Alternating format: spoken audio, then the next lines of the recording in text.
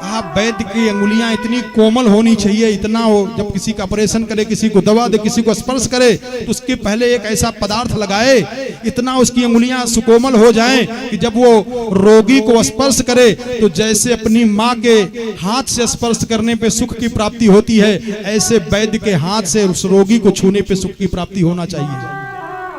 प्रियंवदा अपने सुंदर सुकोमल उंगलियों से अपने प्राणनाथ परमेश्वर राजा दशरथ के घाव को ठीक कर रही हैं। और जब थोड़ा थोड़ा 35 दिन बीत गया था, इनको होश में आने पर रावण ने वो बाण मार दिया था।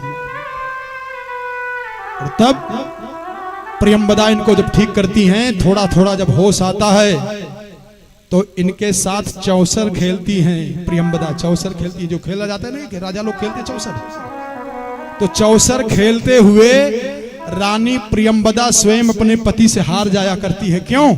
इनका ताकि मनोबल बढ़े कि हम स्वस्थ हो रहे हैं, हमारा दिमाग हमारा ठीक ठाक स्वस्थ हो रहा है। इसलिए प्रियंवदा अपने पति राजा दशरथ से चौसर खेलते हुए स्वयं हार जाया करती थी, ताकि हमारे पति का मनोबल बढ़ता जाए, बढ़ता जाए, बढ़ता जाए। और इन्होंने ही कृपा किया है राजा दशरथ को जो ग्लानि हुई है। क्यों ग्लानि प्राप्त कराई है? मैया कैकेयी प्रियंवदा ने ग्लानि प्राप्त कराई है। क्यों? चौथी अवस्था बीत गई, चौथापन बीतने वाला है, लेकिन राजा दशरथ को कोई गम नहीं है, कोई संतान है कि नहीं है। मैया ने अयोध्या की रक्षा करने के लिए, भारत भूमि की रक्षा करने के लिए, भारतवर्ष की रक्षा करने के लिए, भारत की संस्कृति की रक्षा करने के लिए, पुत्र की प्राप्ति करने की प्रेरणा राजा दशरथ के हृदय में मैया प्रियंवदा ने प्रकट कराई है। कैसे? इनको इशारा की है, बहुत बड़ी राजनीतिज्ञ है। तो इंद्रासन धोया जा रहा था, वैदिक विद्वानों के द्वारा वेद मंत्र बोला जा रहा था। वेद मंत्रों के द्वारा जिस आसन पर, जिस सिंहासन पर राजा दशरथ बैठे थे, उसको जल से धोया जा रहा था। तो राजा दशरथ को लगा कि अभी इसी आसन पे हम बैठे थे, इसकी सफाई क्यों हो रही है? तो राजा दशरथ ने किसी इंद्र के नौकर को बुलाया, कहा इधर आओ। जब नौकर गया तो कहा सिंहासन धोया क्यों जा रहा है? तो नौकर ने कहा महाराज, अयोध्या के कोई राजा है दशरथ, जो निसंतान है, कोई संतान नहीं है, जिनके बैठने के कारण ये आसन सिंहासन अपवित्र मान रहे हैं देवराजेंद्र, इसीलिए वैदिक मंत्र से इसको धोया जा रहा है। तो एक बार भूपति मन माही, एक बार भूपति मन माहे, भाई गलानी मोरे सुत नाही, भाई गलाने मोरे सुत नाही। एक बार भूपति मन माहे, एक बार भूपति मन माहे, भाई गलानी मोरे सुत नाही, भाई गलाने मोरे सुत नाही। इसी कारण इनको ग्लानि हुई है। और अब समय अपनी तरफ खींच रहा है।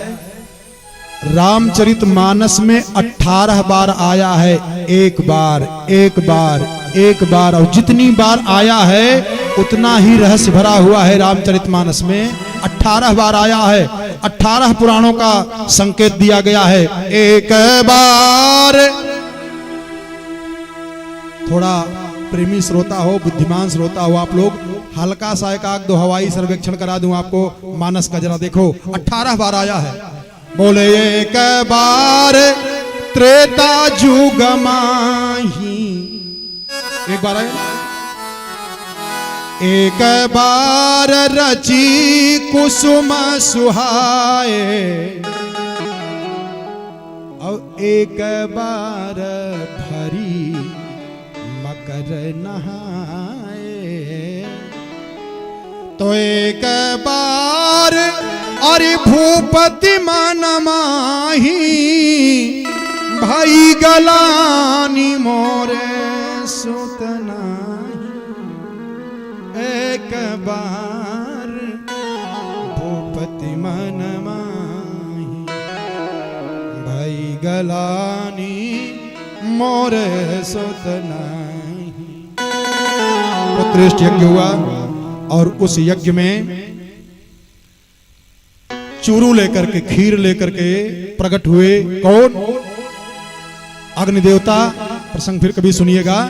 सुखदेव जी कहते हैं, परीक्षित, जब उस चूरू का प्रसाद बांटा गया तो उसी चूरू के प्रसाद से, खीर के प्रसाद से तीनों रानियां गर्भवती हो जाती हैं और राम, लक्ष्मण, भरत, शत्रुघ्न का प्राकट्य होता है।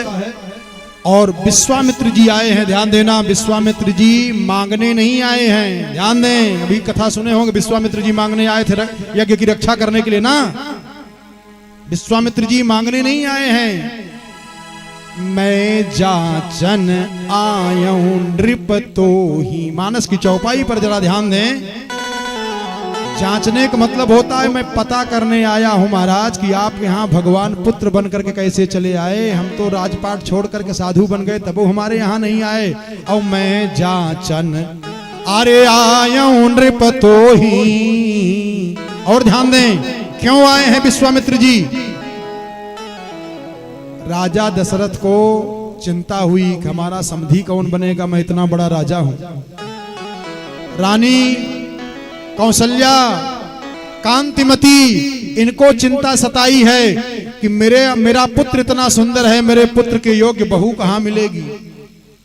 इनको चिंता सताई है। ध्यान दें, राजा दशरथ को चिंता है कि मेरा समधी कौन बनेगा, और रानी कौशल्या को चिंता है कि मेरे पुत्र के समान पुत्र बहू कहां मिलेगी। तो दोनों की चिंताओं की चिंता को दूर करने की चिंता विश्वामित्र जी को हुई है।